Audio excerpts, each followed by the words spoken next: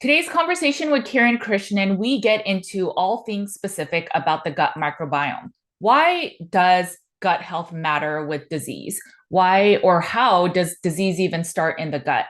How does brain function and gut microbiome, or how does the brain gut axis even relate to each other? And then how does skin health, how is it affected by the gut? In this conversation, we get into all the nuance, why some probiotics are in fridges and why some are not.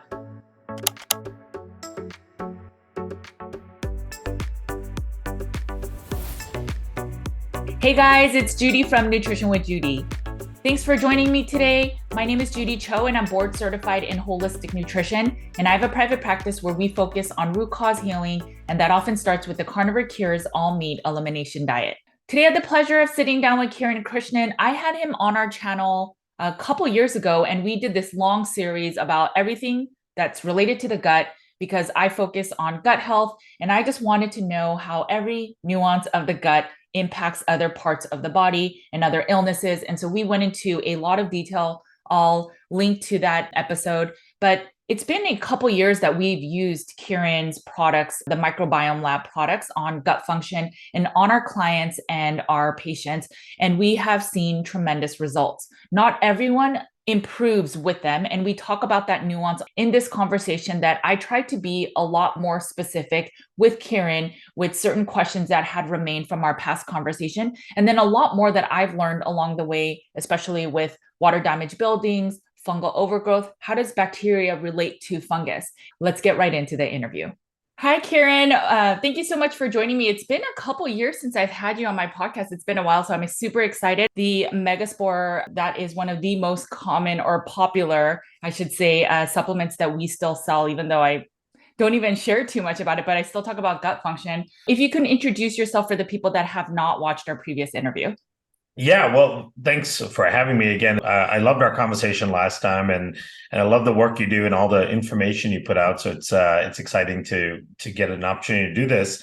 For the people that aren't familiar, my background is as a research microbiologist, and I ended up in the world of supplements and nutrition just because purely of need. I was doing a lot of research work, clinical research in particular, because my focus has always been on clinical microbiology. And what I started to realize is there's a lot of issues with the way probiotics are formulated in the space and the approach to probiotics. So I wanted to create something new, something with more innovation and better science behind it, and hence the Megaspore product got born and the company Microbiome Labs. And since then, we've actually developed, I think, something like 26 different products to intervene in digestive issues and help practitioners and people gain a better control of their health and wellness. So yeah, it's been a really fun and exciting journey. Yeah, and I'll ask more about the spore probiotics just to differentiate between other ones. But was Microbiome Labs the very first spore probiotic? So it was the first multi-spore probiotic Okay. Okay. on the market at that time. There was one product that had one spore in it, Okay. and in fact, they didn't really talk about the spore. They didn't really, really accentuate what was unique about spores and so on. And it was a single spore product. Now, when we looked at that, we said, okay, well, that's good. That's an improvement over the majority of probiotics that are out there that aren't really doing a whole lot in your system. But do you ever find in interactions in nature, right? Do you ever find a single spore all by itself? You don't. And they typically work in a consortium. Many of these spores kind of support each other's function synergistically in the system. So we wanted to create that innovation of a multi-spore consortium product. Okay, makes sense. I wanted to reel it back a little bit. So Hippocrates obviously says all disease starts in the gut. If you were to give a summary of why did he even say that? What is it about disease in the gut? Yeah, so there's a lot of connection, of course, to disease and the gut, but let's break it down to three things, right? If we can look at three things that the gut is primarily responsible for, that when not functioning properly can lead to disease, right? So number one is absorption and assimilation of nutrients, right? Our digestion is completely dependent on the function of the gut and thereby the function of the microbes in the gut, right? And the microbes really dictate how the gut functions in large part. So if we can't break down and assimilate our nutrients, we're going to be nutrient deficient, and that nutrient deficiency is going to lead to disease states. So that's one thing. The second thing is the immune system. 75-80% of all your immune tissue is in your gut, in your digestive system, all of that gut-associated lymphoid tissue. So a lot in terms of how your immune system functions and sees the world around you and tolerates things or doesn't tolerate things, responds to things appropriately, doesn't respond to things appropriately. A lot of that is dictated by how your gut functions. So if your gut is dysfunctional, your immune system is automatically going to be dysfunctional, right? So, and a dysfunctional immune system is at the root of many conditions. So if you think about things like asthma, allergies, things like autoimmune conditions, all of these are driven by a dysfunctional immune system, including people that chronically get sick and ill with viral and bacterial infections and so on. So that's number two. So first one is the breakdown and assimilation of nutrients, so you don't end up nutrient deficient. The second one is the function of your immune system alone. And then, of course, the third one is when you have a dysfunctional gut, you end up with something called leaky gut. And leaky gut creates the biggest source of chronic low-grade inflammation in the body. So now you've got massive amounts of inflammation throughout the body, and inflammation is the soup in which most chronic diseases are developed, right? There was a publication in the Frontiers of Immunology, which is a journal, peer-reviewed index journal. This publication in 2015 showed through this analysis of lots of research that leakiness in the gut and the resulting chronic low-grade inflammation was the number one cause of morbidity and mortality worldwide.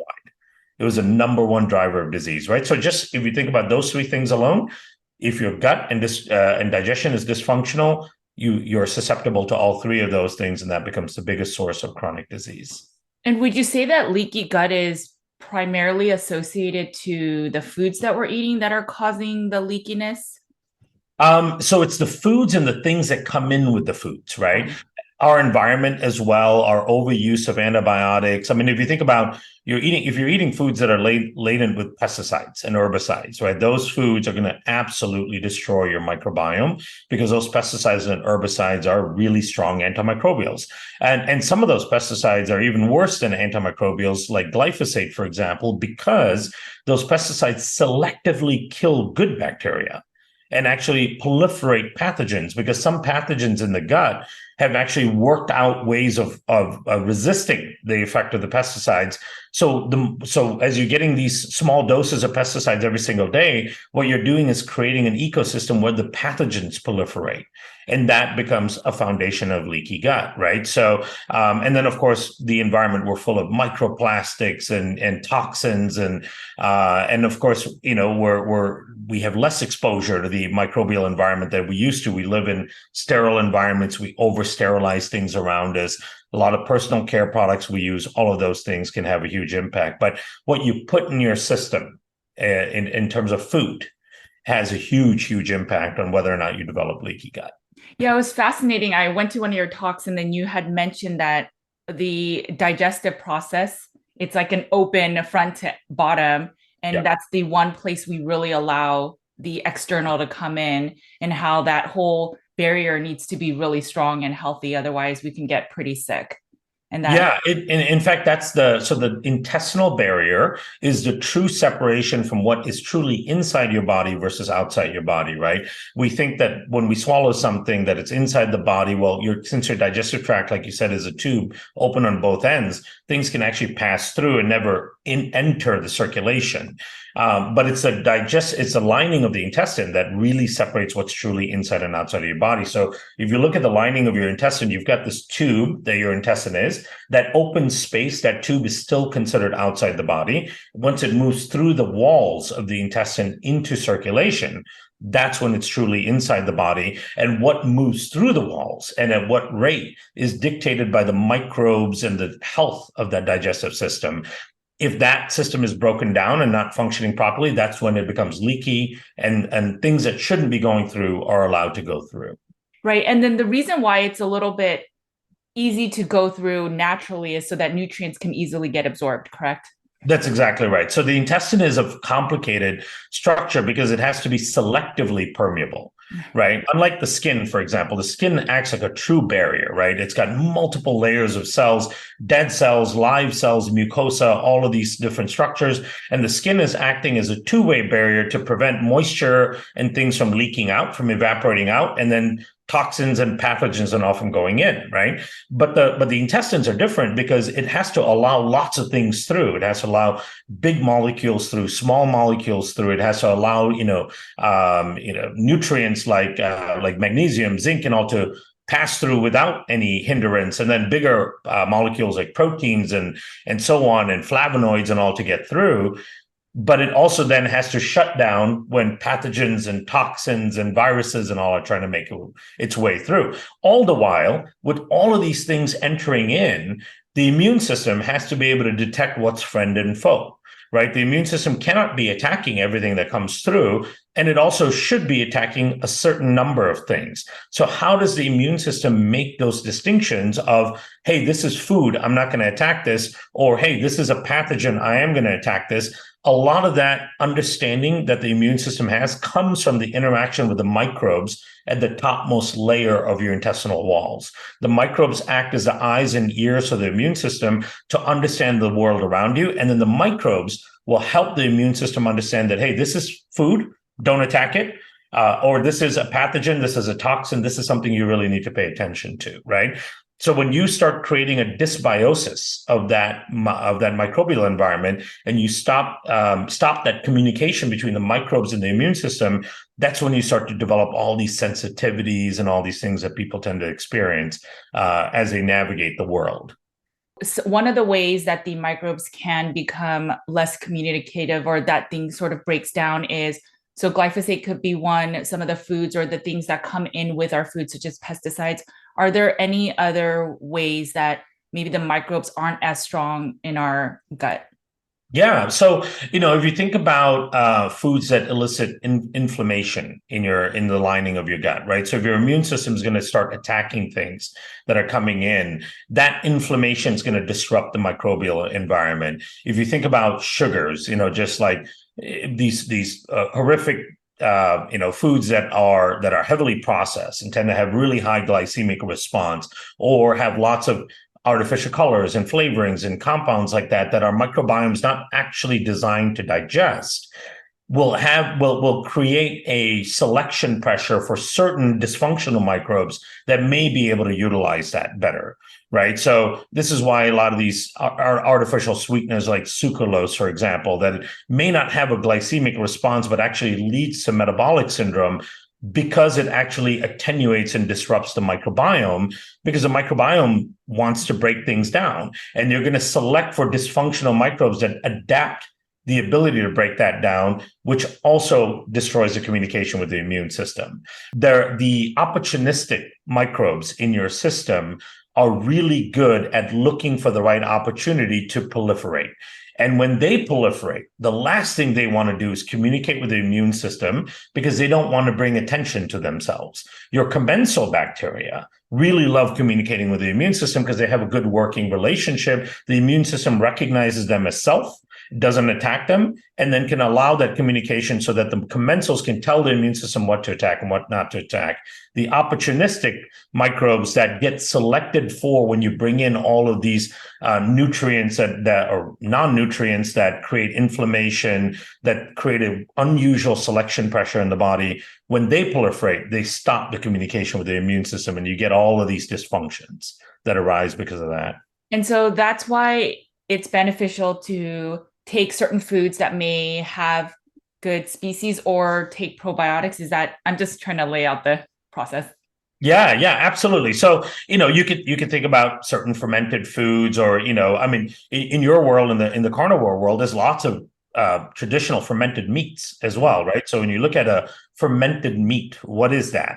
Well, that is something where you've got a Pediococcus acidolacticae, as a bacteria, for example, that ferments sausages. Now, they may have been doing that for years to preserve the meat, but that fermentation process creates all of these beautiful nutrients that aren't normally present on the meat that is coming through, that then services a huge variety of microbes in the system. So that's one way of getting exposed to it. Probiotics can be really effective. The megaspore, for example, example, is a probiotic that we created as a way to mimic what humans are actually supposed to be doing, right? We're supposed to be going out in nature and hunting and gathering foods and things like that, right? So we're supposed to be in the dirt and we're supposed to be in the outside environment. That's where we gain a lot of our nutrients.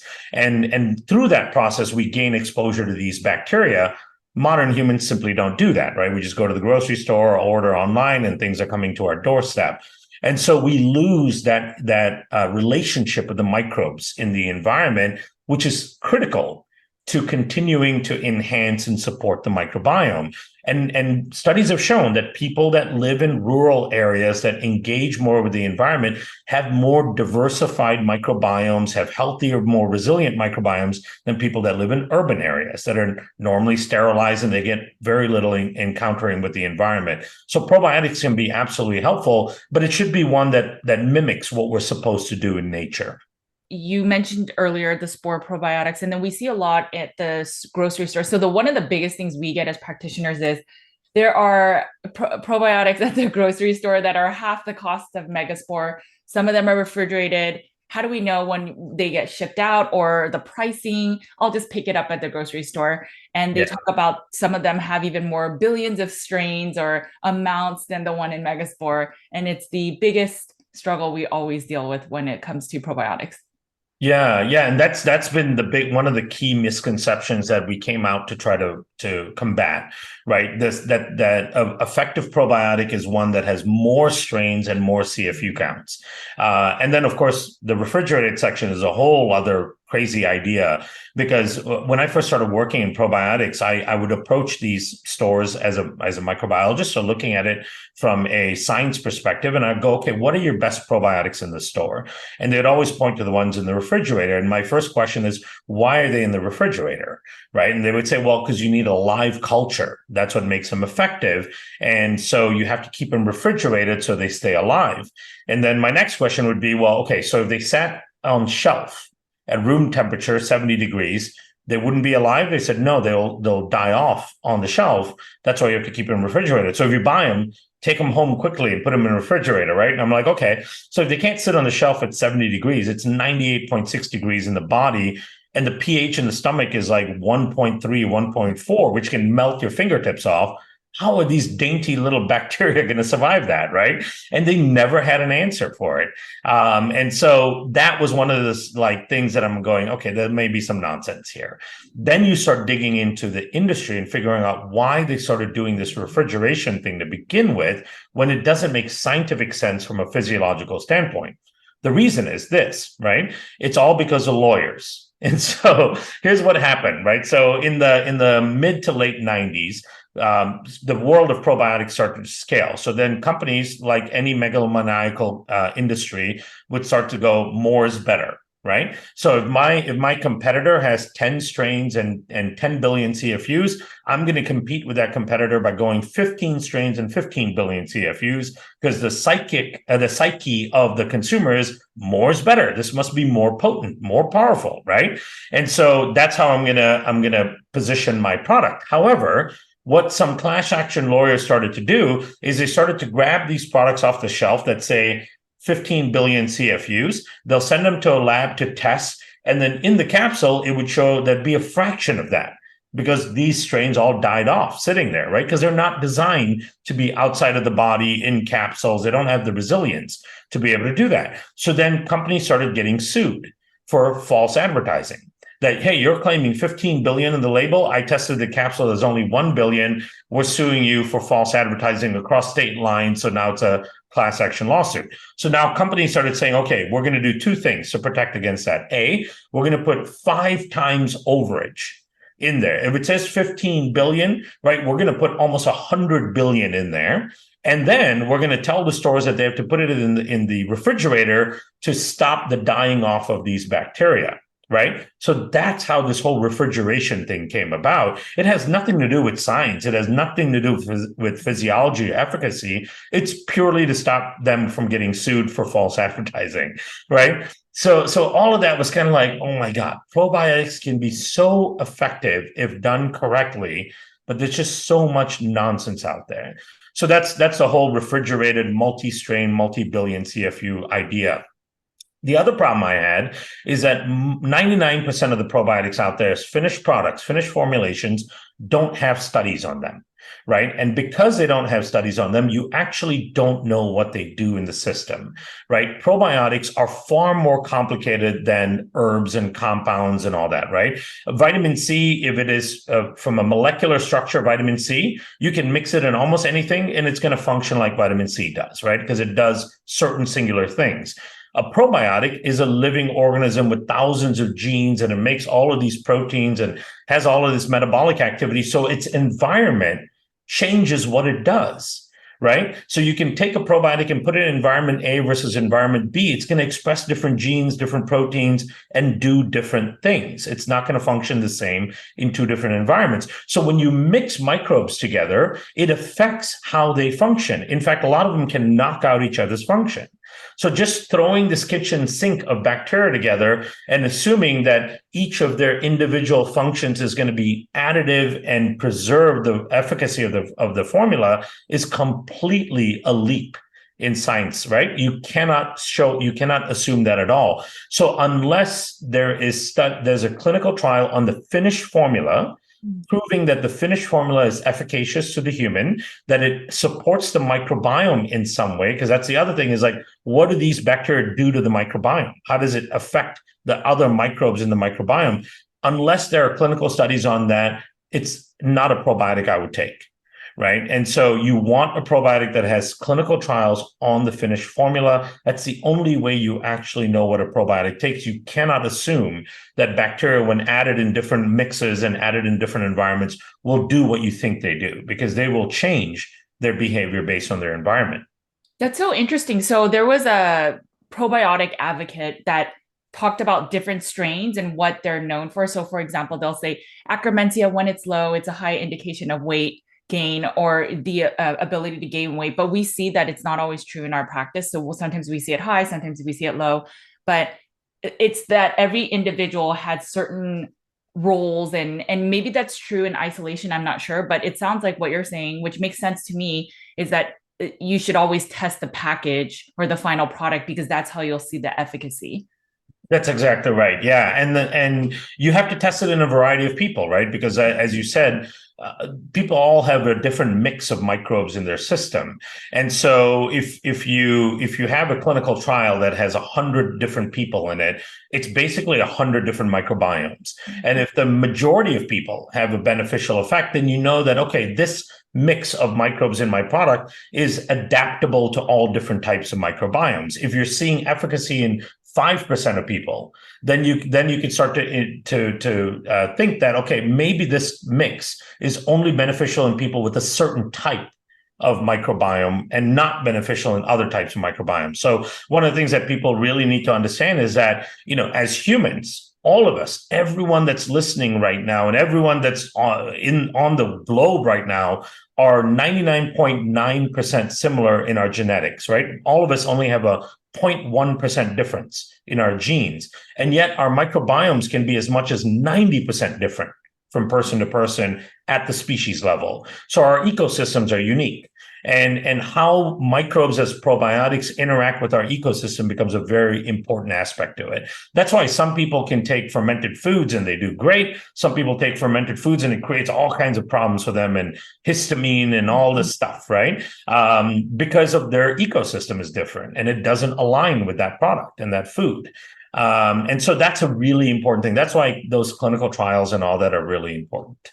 Yeah, it's fascinating. So when we give our clientele, which is mostly carnivore, meat-based or low carb, the population does really well with Megaspore. But then there's a few select people that react to it. And so sometimes we'll get on the low, the HU58, but there's a select few. There was one person that emailed me many years ago, and they were so upset because there's one strain in the Megaspore that is histamine inducing.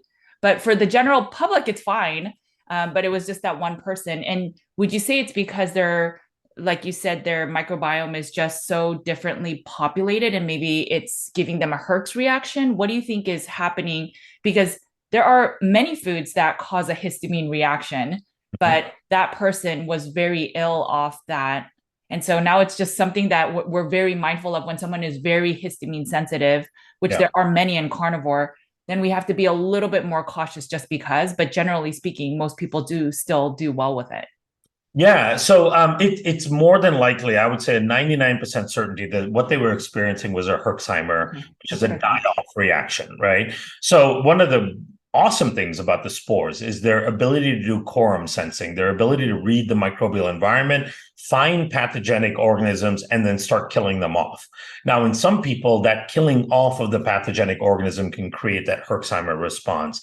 Now, what that individual may have done is because they're histamine intolerant, they may have gone and looked at spores and histamine on Google, right? And then there is one study out there on showing a version of Bacillus coagulans that is used in that was isolated from fermented fish that can produce histamine, right? But that's actually completely different than the coagulants that's in the product here. Okay. Now, the reason why that one can produce histamine is because that strain was selected for its ability to create a specific type of ferment, which as a byproduct of that ferment, you produce histamine, right? But most coagulants don't do that in the system. So what they were experiencing was a die-off reaction. That can be beneficial, actually, because it's an indication of things changing in their system in a positive way, although it may feel like crap in the beginning, right? And so in most of those cases, what we do, like you said, we either go with just the HE58 or we go really slow with them on the dosing. You know, we've had some people in our clinic in Chicago when we had it, we've had some people go as little as like an eighth of a cap every like 2 or 3 days. Wow. You know, and then it took them like 8 months to build up to half a capsule. And then almost a year to build up to one full capsule. But once they got there, they were doing so much better, right? And they were feeling good and all that. Some people have to go through what naturopaths call that healing crisis, unfortunately, you know, in their system. And you can see that as you shift their diet and you shift their lifestyle, they go through these different kinds of healing crises. Yeah, it's interesting. We do have some people that start with the eighth, but they'll do it every day and they'll have to go very slow. But once they get to the one capsule and then eventually two, there's a huge difference in what they'll tolerate, maybe how their gut feels. So I definitely think it's beneficial. It's just interesting how certain people react. I had a quick question. So sometimes we have people take Megaspore with RestorFlora because RestorFlora has SAC-B. Is it not ideal for them to be taken together since the studies show that they're, you know, like you were just saying, that some strains can compete with others? Yeah, no, actually, the spores and SAC-B align really well together, Okay. right? In case. There's some evolutionary evidence for that as well, because in nature, you would actually pick them up, both of them, in the same context. So Saccharomyces may be found in vegetation and things like that, and then the spores is also present in those environments. They don't have antagonistic function at all, and we've actually done a little bit of work to identify that. They actually function quite well together. One of the strains, so we launched a product called Zen Biome. That has this psychobiotic in it, which is a bifidolongum 1714. It does all kinds of amazing things for anxiety, depression, mood disorders, and so on. But that's one of those unique strains that we found when we mix it with other bacteria, it actually kind of knocks out its effect. So if you mix it with other bifidos and all that, it knocks out its effect. Now, you can take it with the spores. We haven't seen it knock out its effect, but we believe it can reduce the effect if you take it at the same time. That is negated if you separate it by like 4 hours. Wow. You know, so there are some sensitivities, but SAC-B and spores go beautifully well together. Nature intended them, I think, to be consumed together. Okay. I have an interesting question. So we have been dealing with a lot of people that suffer from mold illness, from water damaged buildings, maybe moldy coffee. So some of the mycotoxins there. And we are starting to see people that have taken a lot of antibiotics. And over the years, they've taken probiotics, but they have improved even with the elimination diet. But because of this fungal overgrowth, they're not fully improving. So we will still have them do antifungals and then we'll add the probiotics. But if I'm not mistaken, probiotics support, is it all of the microbiome or is it supporting mostly the bacteria? And then how do you repopulate the fungal to be better balanced? Yeah, so that's a great question. And in general, when you look at the microbiome, if you have a probiotic that supports diversity in the microbiome, then it's one that should support the right balance of all Okay. microbes, right? So fungus and viruses and all of those things. Now, how do you restore the proper fungal biome within your microbiome? Fungus is interesting in the world of the microbiome because the microbiome is predominated by bacteria. There are other versions of microbes in there, like fungus, but the predominance are bacteria. And the bacteria decide which fungus gets to stay and which fungus proliferates. So that's one of the key ways of doing it is balancing the bacterial environment, and then the bacteria allows the fungus to maintain and stabilize the ones that should be there. So Candida is a great example of that, right? So there's like almost 150 to 200 different strains of Candida that's present in the human system.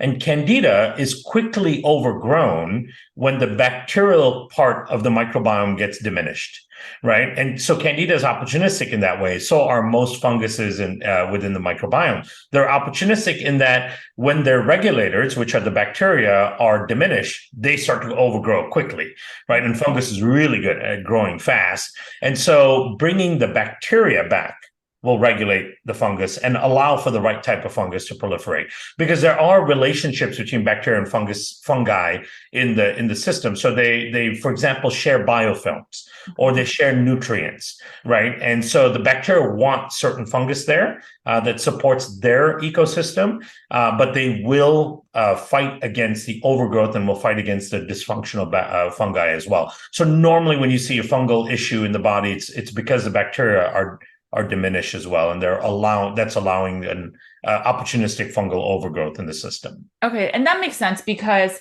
I mean, I think my logical brain was, wait, what pro fungal biotic are we taking? But in our CFO protocol, we'll do a lot of the antifungals and some of those herbals. And then afterward, we do like megaspore, and we use SAC-B a lot because that helps a lot with CFO Yeah. related.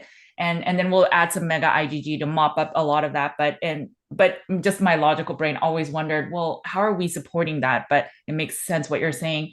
What about LPS and endotoxins? So some of the water damaged buildings, it's not just fungal, but there's also endotoxins there. And there's actinomyces, which is like a blend of fungal and bacteria as well. But what's LPS? How do we support that and endotoxins in the body? Yeah. So LPS is probably the most prolific endotoxin in the body to begin with, right? It's made by gram-negative bacteria, and at least half the bacteria in your gut and your system, so in your oral cavity and all that, are gram-negative. So you're constantly making LPS. You can pick up LPS from the outside environment. You can bring in LPS from contaminated food as well. But a lot of it is made in the gut alone and in the mouth alone. The whole key to LPS is that if it gets trapped in the barrier, in the mucosal barrier, then it's totally fine. Your immune system knows how to neutralize it. A lot of your commensal bacteria know how to neutralize it. But if your barriers are leaky, whether it's you have gingivitis or periodontal disease in your gums, so you're bleeding gums a lot, or you have leakiness in the gut, that's when LPS is allowed to leak through and end up in circulation and then wreak havoc in the system, right? Because LPS elicits a massive inflammatory response wherever it goes. It can also interfere with certain receptors. Like, for example, in the brain, when LPS gets there, it interferes with dopamine and serotonin receptors. So even if you're making enough dopamine and serotonin, you can't bind enough of it in the brain in order to utilize your dopamine and serotonin. So it can create lots of havoc. Now, in the digestive tract alone, one of the great ways of binding up LPS is through the immunoglobulins. So the mega IgG, those immunoglobulins do bind LPS, right? So this is a bovine source. It comes from cows. Cows are constantly inundated with LPS. So they develop a lot of antibodies against it, and we get the benefit of that when we take it as a supplement. So your mucosal layer gets coated with these beautiful immunoglobulins that bind up all the LPS that's being produced. There's also, you can use colostrum. Colostrum will have components in it that will bind LPS in the digestive tract alone. Now, inside the body, the ones that have leaked through. Inside the body, you can't necessarily go in and sop up LPS. What you need to do is support your immune system, because your immune system has a protein called LBP, which is LPS binding protein, which is released by macrophages and dendritic cells. And those that protein will help bind and neutralize LPS in the system. So then it becomes a matter of supporting the immune system. You could do it through simple things like vitamin C and zinc and some of those nutrients. And then reducing inflammation, right? Inflammation is, of course, the big thing that allows the propagation of LPS, because the way to think about inflammation in the body, especially if you have lots of different sites of inflammation, is that your immune system gets distracted by all of these inflammatory signals, right? Your immune system only has certain capacity to monitor the entire body. So if you've got 50 sites of inflammation in your body, your immune system is completely distracted, and LPS can be allowed to float around and trigger more inflammation. If your inflammation is controlled, then your immune system can pay close attention to things like circulating LPS and neutralize it, right? So, but immunoglobulins and colostrum can be really helpful to bind that up in the gut before it makes its way through into circulation. Yeah, we tried colostrum. I mean, I know it's so beneficial. I sometimes take it myself, but a lot of our clients can't take dairy, and so that's why they can't do that. So that's why we lean towards the mega IG, just because it's bovine. But I think I've heard you say a few times, even on our podcast, that you're not the biggest fan of coconut oil for the gut. And people wanted more clarification of what is it about coconut oil that's bad for the gut. So coconut oil has a very unusual fatty acid content, right? There's nothing else in the world that has that kind of fatty acid content. It's got long chain, medium chain, short chain triglycerides. A number of those are antimicrobial, so they will kill bacteria. And if you kill bacteria in the gut, you're going to release more LPS, because remember, half the bacteria is at least making LPS. So if your gut is leaky, what tends to happen is that if you kill more bacteria and you release more LPS, more of that will leak through. The other thing is that because it has such a complex fatty acid profile, you will elicit the production of more of these lipid carriers that go across the lining of the gut to bring those fatty acids through. And then those lipid carriers will accidentally grab LPS as well, because LPS is a fatty molecule. And so for people who don't have a resilient, healthy gut, if they have a leaky gut, coconut can be dramatically an increase in the amount of LPS that ends up in circulation. So, if you think about it this way, this being a unique equatorial food, right? Coconuts only really grow around the equator. So the people that have grown up, or their lineage is from the equator, they tend to have a microbiome that can deal with that kind of unique nutrient density. If you're coming from Norway and your people and your microbiome has never seen a coconut, it's going to be a jarring thing to your system, and your system's not going to know how to deal with it. And so there's a little bit of adaptability to that kind of thing. What I always tell people to be careful of is that if your gut is already leaky, right, and you've got digestive trouble, you're of European descent, for example, your body is probably not ready or adapted to deal with something as complex and unique as coconut oil. And so, going now and doing coconut oil in everything you do is probably not going to be a good idea, because it's going to be an undue stress on your body. Can you adapt to it? You probably can. As you seal up your gut, right, using the right probiotics and cleaning up your diet and so on, you seal up your gut, and then you start using small amounts of coconut oil.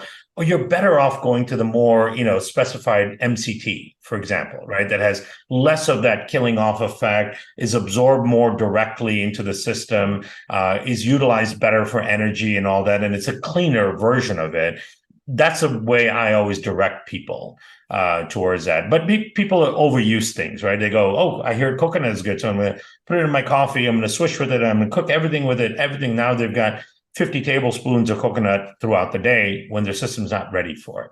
Okay, so the main reason it's not ideal is if you have some level of gut imbalance or dysbiosis or leaky gut, which most people do nowadays. The immune system can accidentally pull some more LPS, because the fatty molecules can look more similar, so that it's just a higher risk of exacerbating your gut imbalances. Yeah, and then also keep in mind that the long chain triglycerides in coconut Okay. will kill more bacteria, Okay, which right, means right. it'll release more LPS as well. So not only will you have more LPS in the lumen part of the intestine, you also have a propensity to accidentally pull more of that in. So that combination of the two things can be problematic for people.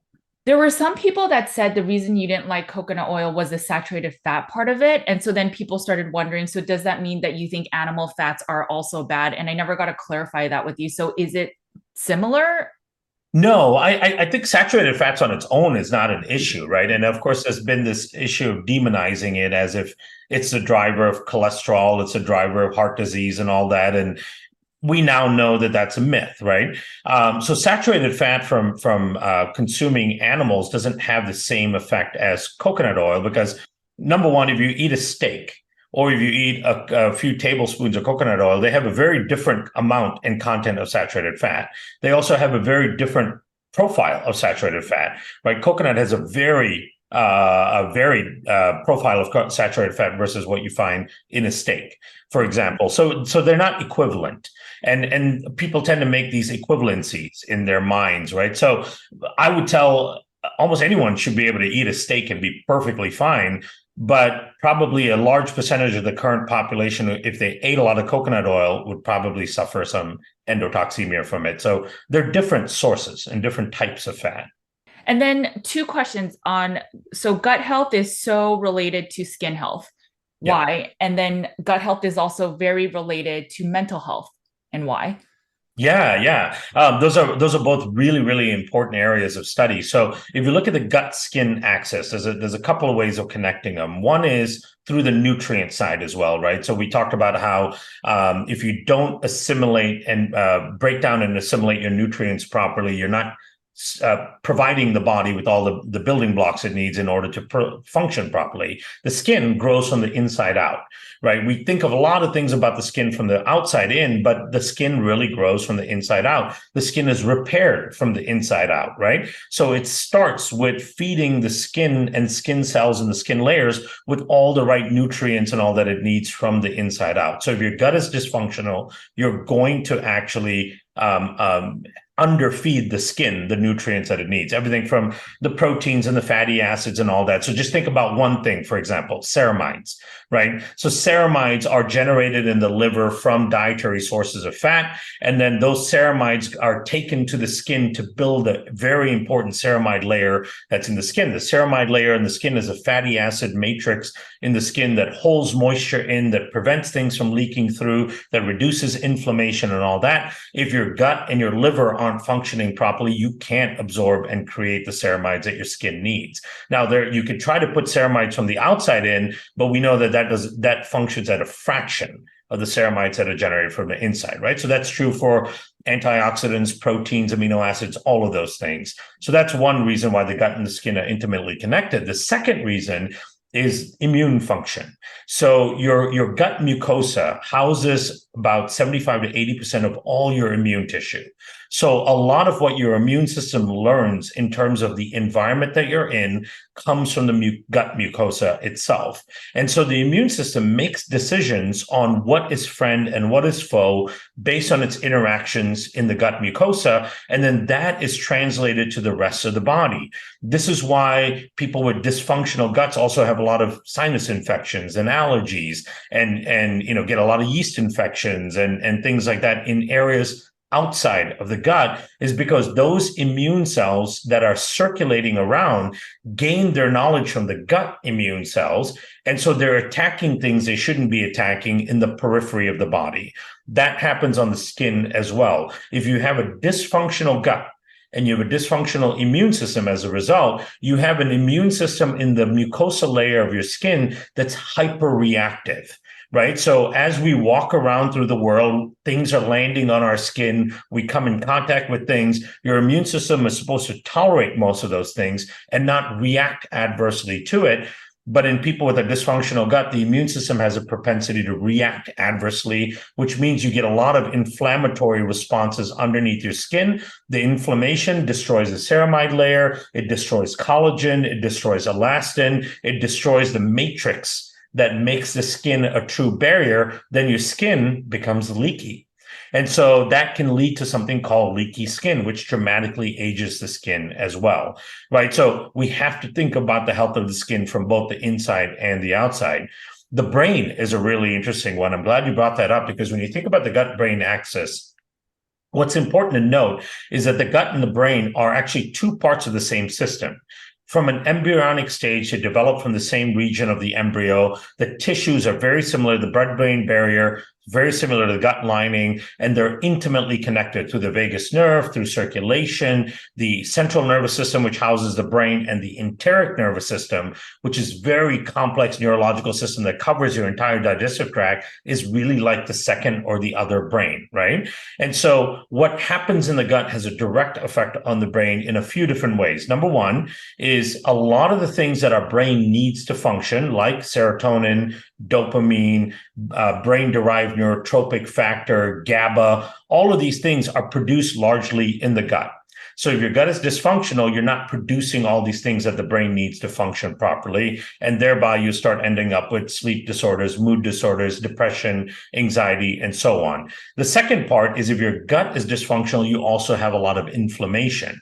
And inflammation in the gut creates inflammation in the central nervous system. Inflammation in the central nervous system is the hallmark for neurodegeneration, right? And it starts with cognitive issues like memory loss and inability to think about things, brain fog, sleep disorders. It leads to anxiety and all that. And then most scary, it leads to long-term neurodegeneration in the case of Alzheimer's, dementia, and Parkinson's even. So those are the intimate connections, is the inflammation and the lack of production of the key nutrients that the brain needs. And this is why a dysfunctional gut becomes immediately a dysfunctional brain, and we feel it, right? One great example of that, I'll give you a great example, is IBS. Right? IBS is this irritable bowel syndrome, which is this big umbrella of lots of different bowel conditions. You deal with a lot of those in your practice with SIBO, CFO patients and all that, right? A good portion of them are IBS related. Now, if you look at the IBS cohort of any age group, up to 70 to 80% of them have defined anxiety as well. Right? Gut issue, IBS, and anxiety go hand in hand, right? If you look at the same age cohort that doesn't have the gut issue, less than 19% have anxiety. So just having the gut issue makes you 5 times more likely to also have anxiety, because the two things go hand in hand. They're all gut-brain issues. So it's an intimate connection. Support your brain, you have to support your gut. Yeah, that totally makes sense, even from my perspective. So I struggled with an eating disorder, did purging from top and bottom with laxatives. So my gut was a mess, and I struggled with depression and anxiety, and I went through postpartum depression. And so then when I cleaned up my diet, so I think a lot of people think it's important to clean up the diet because we're getting less nutrition from these poor foods, but it's really that it's also causing more leaky gut and inflammation that then can affect our mental health. And I think people sometimes miss that. But when I then started eating an elimination diet, my gut started improving. I definitely did rounds of digestive enzymes and probiotics, and I did all of that in the beginning. And now I just do like a annual re-up. But my mental health improved. So like I don't struggle with depression. I used to have days where I couldn't get out of bed, and I do everything to motivate myself the night before, and I couldn't. And now I never have days like that. Sure, days I'm tired, maybe lower mood, but there's such a stark difference in the way I ate, the way I've taken care of my gut. I haven't taken laxative in years. And then my mental health is way more baseline of health than I've ever had before. So I could totally concur. And then our patients see the exact same thing as well. Yeah, and you didn't have to go through the rounds of SSRIs and anti-anxiety meds. I tried that. It didn't work. It didn't work, right? Because it's not solving the root cause problem. The root driver, which is the inflammation from the gut and the lack of production of things like GABA and BDNF and all that, and serotonin, that's still present no matter how much SSRIs or how much anti-anxiety meds you take. So what you did is really go and change the root cause driver, which is the most powerful way and the most sustainable way to have that health and wellness. No, I love it. I noticed you've been talking about creatine a little bit. My husband takes it after he works out, but it sounds like there's a lot more benefits, because I just thought, oh, that will add more muscle. I know it's an amino acid, but can you share a little bit about what is so special about creatine? Yeah, it's a phenomenal amino acid. Of course, we know that it's a inducer of energy and regeneration of tissue. That's how it helps people with rebuilding muscle. But as it turns out, it can also help rebuild the lining of the gut, and it can act as a almost prebiotic for beneficial bacteria in the gut. So there are studies that show that creatine can actually increase the diversity of the gut microbiome and improve the growth of certain keystone species within the gut itself. So as it turns out, it's not just for bodybuilders. It should be kind of foundational nutrition for a lot of people, just for gut health alone, for immune health, for improving diversity of the gut microbiome. And then it always has this energy component to it, which is really important, right? So, I use kind of creatine on and off. In college, I used to be kind of part of this like powerlifting group. So I used it then. And then for a lot of my adulthood, I kind of forgot about it, right? Because I wasn't like really in the gym and lifting heavy and all that stuff. And so I would only think about it from that perspective. But then I started doing more research on all these kind of unsung heroes of gut health. And creatine was one of those things that kept popping up. And there's just so much research behind it on things beyond just bodybuilding and muscle building that to me, I was like, I got to educate people that this is something you should be looking at taking outside of just being, someone that pumps a lot of iron and all that, right? Everyone thinks about it as from bodybuilding perspective, but it's not. It's a very important basic nutrient for our gut, for our immune system, and our muscles as well. Okay, that's something interesting to try because we'll try the glutamines and we'll try all of that, but some people can't even tolerate that. I wonder if they can, because if they can tolerate meat, maybe they can tolerate some additional amounts of creatine to support. And then, final question. You had this episode where you talked a lot about the importance of breast milk and all the amazing stuff in it. Can you share a little bit about the importance of breast milk? Yeah, absolutely. So breast milk is this beautiful food that's been perfected by evolution over millions of years, right? And there's a key reason why women, when they deliver babies, they still produce breast milk because it's so important from an evolutionary adaptation perspective. A few key things that are in breast milk that are really, really important. Of course, in the first few days, we're talking about the colostrum and the immunoglobulins that come through because the baby's immune system is not at all functioning in the beginning, which means that the baby needs all its immune protection from mom, right? So that in itself is really important because it protects the baby from this new world that now the baby's exposed to and all the new pathogens and all that it may get exposed to. So that's one aspect of it. The second aspect of it is the transfer of microbes to the baby. This is one of the key ways in which the baby's microbiome gets inoculated. It's through the diversity of microbes that are found in the breast milk. Now, you might think like, well, how is it that microbes are in the breast milk? Well, as it turns out, it's such an important source as a probiotic, if you will, for the baby that mom's immune cells will go to her gut, grab bacteria from the gut, and actually take it up through circulation to the mammary glands. Wow. and inoculate the mammary glands, right? So we're finding mom's gut bacteria in breast milk.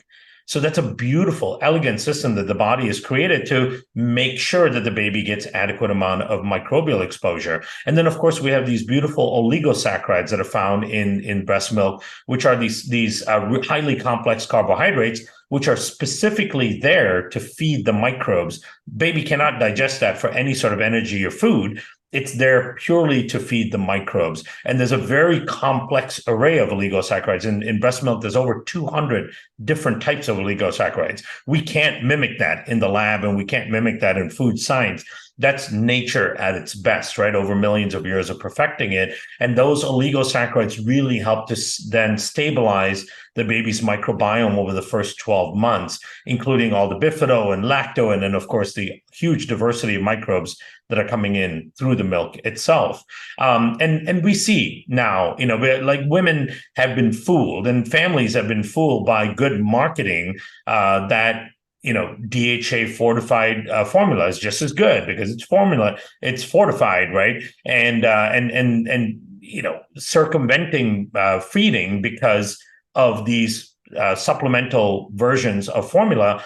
We now know, because we have longitudinal data on this, that babies that were not breastfed and were purely formula fed have significant increased risk of metabolic syndrome, immune dysfunctions, long-term cognitive dysfunctions, and all that because they didn't get the microbiome.